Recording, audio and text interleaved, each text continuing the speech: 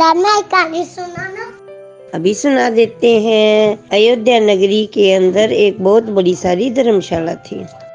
उस धर्मशाला की देख रेख का जिम्मा एक पुजारी जी करते थे। जो पुजारी जी थे वो एक बार अपने धर्मशाला के अंदर कोई काम करवा रहे थे। तो पुजारी जी रहते कहाँ पे थे? तिमंजले में। वहाँ उन्होंने एक छोटा सा कमरा था उनका। उस कमरे के अंदर उन्होंने एक छोटी सी राम नाम की प्रतिमा स्थापित कर रखी थी। तो वो जब नीचे काम करवा रहे थे तो एक नवयुवक आया, कहता है भी मेरे को विश्राम करना है तो एक रूम चाहिए। तो उसने पंडित जी ने कहा, कहते भी हाँ बिल्कुल आराम करो, आप विश्राम करो। तो उसने कहा भी आप मेरे रूम के पास ही एक रूम खाली पड़ा है, आप वहाँ विश्राम कर लो। तो वो वहाँ ऊपर चला गया तो उसने सारे दिन का थका हारा था, सो गया। पंडित जी तो अपने हिसाब से 4 बजे उठ जाते और घंटी बजा के उस छोटी सी राम की प्रतिमा की पूजा करने लग जाते, राम नाम की माला जपने लग जाते। तो अब वो लड़का जो था वो सारे दिन का थका हुआ था। उसने देखा भी ये पंडित जी क्या कर रहा है, कहता सवेरे सवेरे का टाइम है, सोने भी नहीं देता।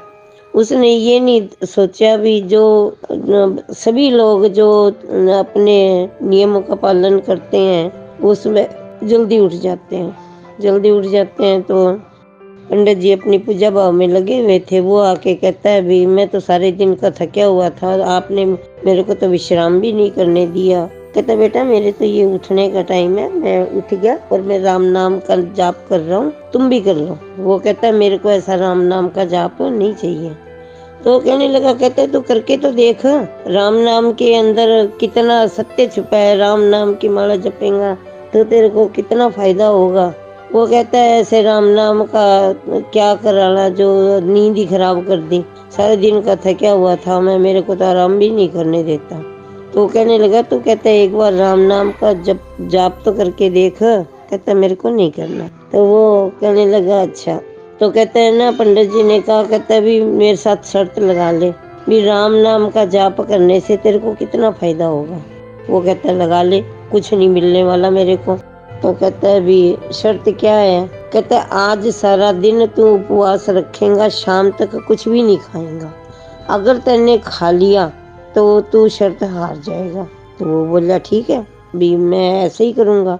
तो वो कहने लगा, कहता है भी उसने अपना बैग उठाया और चल दिया। कहता है मैं अगर घर पे गया तो माँ जबरदस्ती मेरे को खाना खिलाएगी, वो कहेगी खाना नहीं तो कुछ तो खा ले, माँ तो माँ ही है। तो उसने कहा भी नहीं, मैं कुछ नहीं खाऊंगा। तो उसने कहा भी ऐसे तो नहीं हो सकता। तो वो बिना ही कुछ खाए पिए घर जाने की बजाय जंगल की तरफ चल दिया। तो वो कहने लगे, कहते भी आज जंगल में मेरे को कौन खिलाएगा? कहते जंगल में तो मैं कुछ भी नहीं खाता। कहते हाँ ये बात ठीक है। तो वो जंगल में चला गया। जाते जाते बहुत सुनसान जंगल। अब रात होने लगी, शाम होने लगी। तो वो जंगली जीवों से भी उसको डर लग गया। तो उसने क्या किया, एक मोटा सा बड़ा सा भारी सा पेड़ देख के उसके ऊपर चढ़ के बैठ गया। भी कोई ना तो मेरे को किसी जीव से हानि होगी, ना कोई मेरे को जीव जंतु परेशान कर सकेगा, ना मैं किसी को दिखूंगा, नहीं तो मैं कहीं जाऊंगा नहीं, तो मैं खाऊंगा भी क्या, और मेरा ये संकल्प भी पूरा हो जाएगा और मैं मेरी शर्त भी जीत जाऊंगा। थोड़ी देर में क्या हुआ, वहां से 5-6 बंजारे जा रहे थे। तो जो बंजारों की टोली थी वो कहने लगी भी पास में नदी भी बह रही है और बढ़िया अच्छा घना जंगल है, अपने को लकड़ियां भी मुफ्त में मिल जाएंगी, अपन यही खाना बनाते हैं और खा के आगे चलेंगे। तो वो कहने लगे, कहते ठीक है। तो उन्होंने खाना बनाया, उनका जो रसोइया था उसने खाना बनाया और सबने खाया। तो जो बंजारों का सरदार था वो कहने लगा, कहते जो रोटियां बची हैं, जो सब्जी बची है वो अपनी समेट लो और अपने साथ लेके चलो, जहाँ कहीं अगर भूख लगी वहाँ खा लेंगे, ऐसी बढ़िया जगह और कहाँ मिलेगी अपने को, जहाँ पानी भी है और अपने को ये जलाने के लिए लकड़ियां भी बढ़िया सूखी सूखी मिल गई। तो वो कहने लगा, कहते ठीक है। फिर उनमें से एक आदमी इधर उधर गया हुआ था बंजारा, तो वो भाग्या वापिस आया। कहते हैं क्या हुआ क्या हुआ? कहते हुआ क्या? कहते वहाँ पर कुछ डाकू आ रहे हैं। कहते हैं उनके पास घोड़े भी हैं और बड़ी बड़ी तलवारें लिए हुए हैं। कहते हैं तो वो बंजारे कहते हैं वो अपना तो सारा सामान ही लूट लेंगे, तो हम क्या करते हैं, हम ऐसे करते हैं इधर से दूसरे रास्ते भाग लेते हैं। तो वो बेचारों की रोटियां राटियां तो वहीं रहेगी और वो दूसरे रास्ते सारे के सारे भाग गए। जब डाकू वहाँ पहुंचे तो उन्होंने देखा इतनी खुशबू आ रही है सब्जी में से, बढ़िया बढ़िया पकवान बना रखे हैं, इतनी सारी गरम गरम रोटियां। कहते ताजा जंगल के अंदर ताजा रोटियां, वो भी इतनी स्वादिष्ट व्यंजन के साथ में, कहते किसने बनाई होंगी? कहता कोई न कोई अपने को मारने की साजिश किसी ने रची है, किसी को पता लग गया होगा भी हम इधर से आ रहे हैं, और वो अपने को मारने के लिए उन्होंने इसके अंदर विष मिलाया। तो इन रोटी सब्जी को कोई मत खाना। जो डाकुओं का सरदार था वो कहने लगा नहीं खाना, किसी ने नहीं खानी। एक डाकू बोला महाराज मेरे को तो बहुत जोर से भूख लग रही है, मैं तो खा रहा हूँ। कहता है मैंने कह दिया मैं तू खाएगा तो मैं तेरी गर्दन तलवार से उड़ा दूंगा, खाना नहीं खाना। कहता है अच्छा। फिर उसने नहीं खाया। कहते हैं हो ना हो कोई न कोई यहाँ पर छुपा हुआ है जिसने ये खाना बनाया। तो कहता है कैसे? कहता है कैसे क्या, इतनी गर्म रोटी तुरंत तो कोई जादू से तो बन नहीं सकती, कहते किसी आदमी ने बनाई होंगी। अब वो जो लड़का था वो ऊपर बैठा, वो डर के मारे कांपने लग गया। कहते इनको और तो कोई दिख नहीं रहा, बंजारे भाग गए, अब मैं ही हूँ, अब ये मेरे को देखेंगे, मेरे को पकड़ के मेरे को मार देंगे।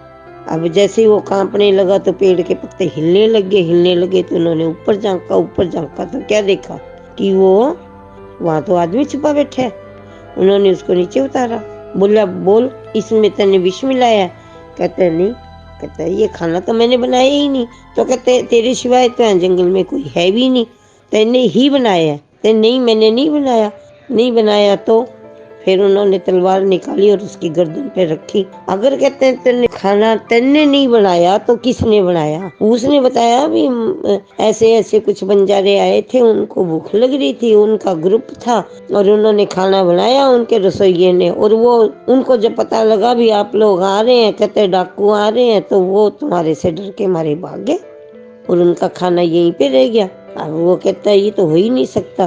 कहते तू पहले इसको खाने को खा, फिर हम जानेंगे भी हाँ इसमें विष नहीं है। अब गर्दन पे तो तलवार लटक रही थी, तो उसने वो खाना खा लिया। अब खाना खा लिया तो उसका तो वो जो शर्त था वो हार गया। तो जैसे ही उसने खाना खाया, डाकुओं को पता लग गया कि ये जो है इसमें विष नहीं है। उन्होंने डाकुओं ने पेट भर के खाना खाया और वहां से चले गए। वो लड़का था वो भी अयोध्या आ गया वापिस। अयोध्या आके पंडित जी के चरणों में गिर गया। कहते हैं महाराज आप सच्ची थे। कहते हैं देखो मैंने खाना नहीं खाने की कसम खाई थी, मैं घर जाने की बजाय मैं जंगल में चला गया। अब मैंने कहा जंगल में कौन मेरे को रोटियां खिलाएगा, कौन मेरे को पकवान बना के खिलाएगा? लेकिन ये ईश्वर का ही चमत्कार है जो मेरे को जंगल के अंदर इतना स्वादिष्ट खाना मेरे को मजबूरी से खाना पड़ा। तो बच्चों राम नाम की महिमा अपरंपार है। जो राम भजे सो पार उतरे। भगवान का नाम जरूर लेना चाहिए। बच्चों कहानी कैसी लगी मेरे को जरूर बताना। नमस्कार।